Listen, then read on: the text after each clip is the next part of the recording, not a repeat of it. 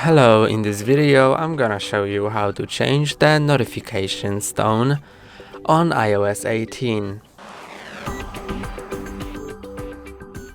To change the notifications tone, go to Settings and then go to Sounds and Haptics, and now you can change the notifications tone for text messages, voicemails, mails, new mails, sent mails, calendar alerts, reminder alerts, or default alerts. I'm gonna change a text message tone to some of these.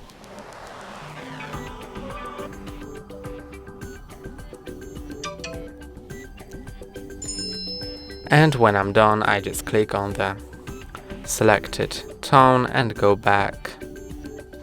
Now it's been set, you can see it here. That's all for today. Don't forget to like and subscribe. See you next time.